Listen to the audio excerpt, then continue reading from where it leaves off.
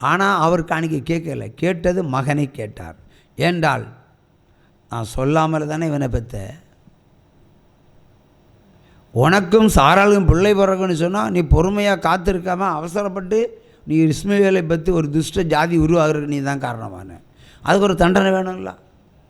அதனால தான் ஒரு தகப்பனை வைத்தே ஒரு மகனை கொல்லுற அளவிற்கு ஆண்டவர் கொண்டு வந்தார். வலிக்கும்ல, நீங்கள் கீழ்ப்படியலைன்னா ஆண்டவருக்கு வலிக்குமா வலிக்காதா? வலிக்கும். அந்த வலியை காண்பித்து கொடுத்தார். ஆனாலும் விசுவாசத்து நிமித்தம் அவன் அதை செய்து முடிக்க ஆயத்தமான பொழுது தேவன் ஒரு ஆடை பலியாக காண்பித்து அதே ஆடை பலியிட்டுக்கிட்டு மகனை கொண்டு வந்தார். பலி மாறவில்லை, இனந்தான் மாறிவிட்டது. மனிதனுக்கு பதிலாக ஆடு பலியானது. ஆகவே ஆசீர்வாதத்தை சுதந்திரித்து கொள்ள வேண்டுமானால், எந்த கிறிஸ்தவன் சுதந்திரித்து கொள்ள வேண்டுமானாலும் பொருத்தனை செலுத்தி தான் ஆசீர்வாதத்தை சுதந்திரித்து கொள்ள வேண்டும். இல்லையென்றால் நீ செத்தா உன் பெட்டி, ஒரு பெட்டியில் வைப்பாங்கல்ல, மரப்பெட்டியோ தேக்கு பெட்டியோ ஈட்டி பெட்டியோ, அந்த பெட்டியை கடன் வாங்கி தான் வைக்கணும். உங்கள்கிட்ட காசு இருக்காது. அப்போ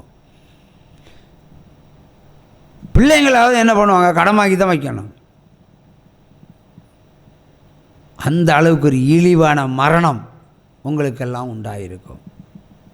தேவனுடைய ஆசீர்வாதத்தை சுதந்திரித்துட்டு சத்து போங்க, ஒரு பிரச்சனையும் கிடையாது. ஆசீர்வாதத்தை சுதந்திரிக்காமல் எவனும் சாகக்கூடாது. பரிசுத்தம் இல்லாமல் எவனும் சாகக்கூடாது. பரிசுத்தத்துக்கும் பொருத்தனை உண்டு, ஆசீர்வாதத்துக்கும் பொருத்தனை உண்டு. ஆபிரகாம் ஈசாக்கை பலி செலுத்தின பிறகுதான் ஈசாக்குடைய வாழ்க்கையில் ஆசீர்வாதம். ஈசாக் விதைத்தான் 100 மடங்கு அறுவடை செய்தான், வேதம் சொல்லுகிறது.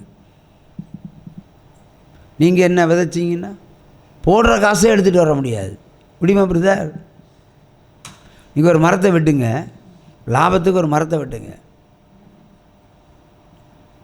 அந்த மரத்தில் லாபம் கிடைக்கும். இன்னொரு மரம் வெட்டுங்க, கிடைச்ச சம்பாத்தியம் அதில் போயிடும். நிரந்தரமான ஆசீர்வாதம் இருந்தால் நீங்கள் மிகப்பெரிய கோடீஸ்வரர். நீங்கள் செஞ்ச வேலைக்கு மிகப்பெரிய கோடீஸ்வரராக இருக்கலாம். இப்போ ஒன்றுமே இல்லையே, எல்லாருக்கும் சொல்கிறேன், ஒன்றுமே இல்லாதவர்கள். நம்ம சம்பாதிக்கிறோம், ஆனால் நம்ம கையில் நிற்க மாட்டேங்குது. காரணம், அதற்கு பேர் தான் சாபம். குடியிருக்கிற இடமும் சாபம், தொழிலும் சாபம். தொழிலுக்கும் அப்படி தான். ஒரு 10 லட்ச ரூபா இன்வெஸ்ட்மெண்ட் பண்ணி ஒரு தொழிலை ஆரம்பிங்க, ஒரு தொழிலை ஆரம்பிங்க.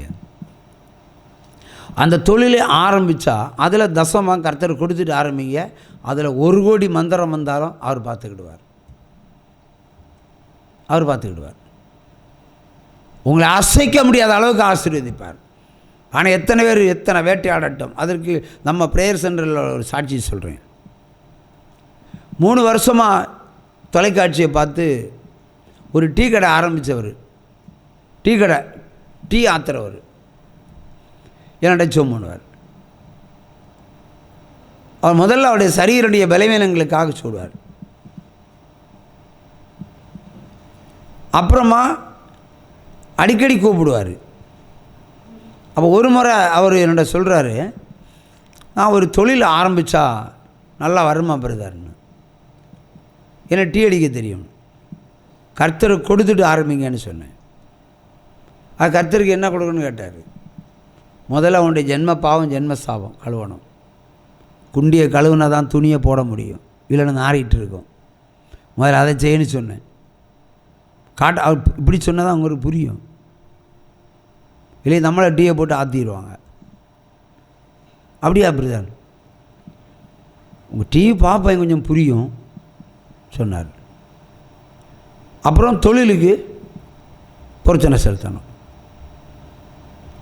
நான் சொன்ன கட்டளைகள்லாம் அவர் கீழ்ப்படிந்தார். ஆற்றால் வேதம் தெரியாத சராசரி ஒரு மனிதன், வேதம் தெரியாத மனிதன். அடிக்கடி மந்திரவாதங்கள் வரும். சரீரம் வேலை செய்ய முடியாத அளவுக்கு கசக்கி பிழியும். உடனே கூப்பிடுவார், ஜோமனு சரியாயிரும். அப்படியே நடத்திட்டு வந்தார். திடீர்னு பார்த்தா எனக்கு தசமாக 10 பேர் சொல்லியிருப்பேன் தசம், அதில் ஒரு முக்கியமான நபர் அவர் தான். எனக்கு தசமம் தரதில் ஜாஸ்தியாக தசமம் தர இந்த ஒருவர் தான். சூப்பராக கைத்தாள கொடுங்க. ஜாஸ்தியாக தசமம் தான் அவர் ஒரு டீ அடிக்கிறவர். நானே ஆச்சரியப்படுவேன், சூப்பர் மார்க்கெட் வச்சுருக்கிறேன், அது வச்சுருக்கேன், இது வச்சுருக்கேன், நமக்கு இந்த மாதிரி ஒன்று வரலையேன்னு. நேரம் இல்லாமல் 2 நாள் தள்ளி போகும், ஆனால் தசமாகம் தாண்டி போகாது. அப்புறமா திடீர்னு சொன்னார், ஒரு நாள் சொன்னார், பிரதர் போதும் பிரதர், 3 வருஷமாக டீ எல்லாம் ஆதிட்டு போதும்னே சொன்னார். இனி இந்த டீ கடையை விட்டுக்கிட்டு கொஞ்சம் ரெஸ்ட் எடுக்கலான்னு நினைக்கிறேன்னு. சரி, இப்போ ரெஸ்ட் எடுத்துனா என்ன பண்ணுவீங்க? இப்போ டீ கடை ஓனராகும், இவர் தான் டீ அடிப்பார், 2 பஜ்ஜி போட்டு 2 பேர் வச்சுருப்பார். அப்போ அவர் சொன்னார், எங்கேயாவது வேலைக்கு போகலாம், எங்கேயாவது வேலைக்கு போகலாம், பொழுது போகணும்ல. சரி, உங்களுக்கு எது சரியோ, எனக்கு எவ்வளோ சம்பாதிச்சிருப்பாருன்னு எனக்கு தெரியும், எது சரியோ நீங்கள் செய்யுங்கன்னு சொன்னேன். அப்போ எங்கேயாவது வேலைக்கு போகிறது, எனக்கு வேலைக்கு வாங்கன்னு சொல்லிட்டேன். ரொம்ப சந்தோஷம்னு வண்டி ஏறி வந்துட்டார். 1.5 நாள் டீ அடித்தார். போன சண்டே இங்கேருந்து ஏதோ 2 பேர் ஆட்டோ பிடிச்சி அதில் போனாங்க ஹோட்டலுக்கு. அதே ஆட்டோவில் யார் வண்டி ஏறி சென்னை போயிட்டார். உற்சாகமாக கையை தட்டுங்க. 1.5 நாள் வேலைக்கு வந்தார். ஏனென்றால் தொழிலில் வந்த சோர்வு. ஏன்னா 2 மாதம், கடைசியாக 2 மாதம் தசமாக செலுத்தவில்லை. கடையை மூடிக்கிட்டு இங்கே வந்தார் பாருங்கள். மூடினார். எனக்கு போதும், கிறிஸ்தவர்கள் போதும் என்ற வார்த்தையை சொல்லப்படாது, வேணும். நீர் கொடுக்குற ஆசீர்வாதம் வேதனையே கூட்டாது. சலித்து போனார். அப்போ என்ன தனியாக வந்து பார்க்கும்போது ஒரு பேக் வச்சுருக்கார், பெரிய பேக் கொண்டு வந்தார். ஏன் சார் பேக் அங்கே வச்சுட்டு வர வேண்டியதுதானே, பணம் இருக்குது, நகை இருக்குது, ஏன் பேங்கில் போடணும், ஏன் கொண்டு நடக்கிறீங்கன்னு பாருங்க. தசமாக கொடுத்தனா அவர் பள்ளிக்கு பெருகினார். 2 மாதம் தசமாகத்தை அவர் விட்டார். கடையை அவர் கைகழி விட்டார். கடைக்குரிய அட்வான்ஸ் பணத்தையும் திரும்ப ரிட்டர்ன் வாங்கிட்டு தான் இங்கே வந்தார். வந்த 1.5 நாள் ஓடியே போயிட்டார். பாருங்கள், கொடுத்த பொழுது அவர் உயர்த்தப்பட்டார், கொடுக்காத பொழுது அவர் தாழ்த்தப்பட்டார். 1000 ரூபாய்க்கு டீ அடிக்கிறத விட பார்த்தாச்சுன்னா அங்கே ஒரு நாளைக்கு 25,000 முதல் 30,000 வரையும் டீ அடிப்பாராம். வேலைக்காரர்கிட்ட சொல்லிட்டு போனார், இங்கே எல்லாம் அப்படி நடக்காது.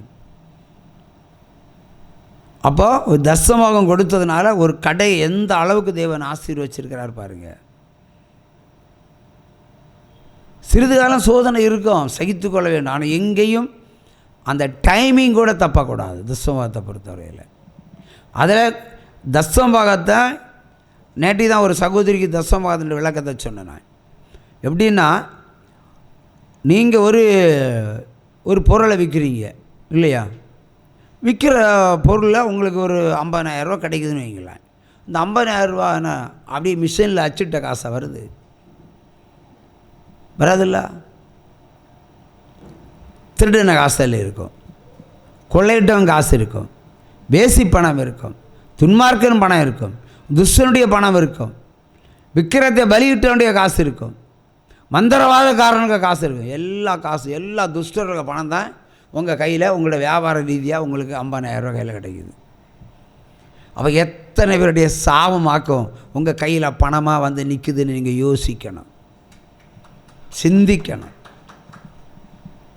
அதனால தான் உனக்கு உண்டாகிற எல்லாவற்றிலும் முதல் பலனை தசமாக கர்த்தர் கூட பரிசுத்தமாகிறது.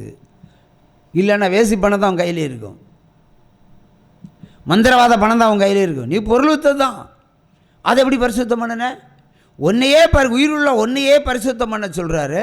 அப்படின்னா இதை பரிசுத்தம் பண்ண வேண்டாமா? அந்த பணத்தை அது தசமம் கொடுத்தாச்சுன்னா அவர் பார்த்துக்கிடுவார். எனக்கு தசமம் வந்தாச்சுன்னா அவர் கழுகிடுவார் ஆட்டோமேட்டிக்கலாக. புரியுதா? ஒரு பெண் பிரசவித்தாலே பாவம் என்று வேதம் சொல்லுகிறதா இல்லையா? நீ பிரசவித்தால் 60 நாள் 90 நாள் தாண்டி ஆண் பிள்ளை பெற்றாலும் சரி பெண் பிள்ளை பெற்றாலும் கர்த்தருக்கு ஒரு பொருத்தனை செலுத்தி உன்னை பரிசுத்தமாக்கி கொள் என்று சொல்லுகிறார். எத்தனை தாய்மார்கள் இப்படி பரிசுத்தம் பண்ணியிருக்கீங்க? ஒரு சகோதரர்கள் கிடையாது. பிரசங்கம் பண்ணி வறண்டு போனதை தவிர இந்த வசனத்தை செவி கொடுத்து இந்த பாவத்துக்கு தான் பிள்ளை பெற்றதுக்கு ஒரு ஒரு பொருத்தனை தர்றேன்னு யாரும் முன் வரல. டிவியை கேட்குறவங்க எல்லாம் கோடிக்கணக்கான மக்கள். வசனத்துக்கு கேட்டு செவி கொடுக்கணும். யாக்கோபு 1:22 வசனத்தை கேட்டு அதன்படி நட. யார் நடக்கிறது? நடக்கட்டே கேட்போம், சிரிப்போம், போயிட்டே இருப்போம். கேட்டால் நம்மகிட்ட என்ன இருக்குன்னு கேட்போம். அப்போ அவர் எங்கிட்டையும் ஒன்றும் இல்லைன்னு சொல்லுவார். உங்ககிட்டே இல்லைன்னா எங்கிட்டையும் இல்லை. இயேசு தானே சொன்னார், நீ கொடு, அப்பொழுது அமைக்கி குலுக்கி சரிய ஹோமடியில் போடுவேன். நீ கொடுத்தாதாயா போட முடியும், இல்லைன்னா கொடுத்ததான் நீ வாங்க முடியும். ஆபேல் ஏன் வாங்கினாரு?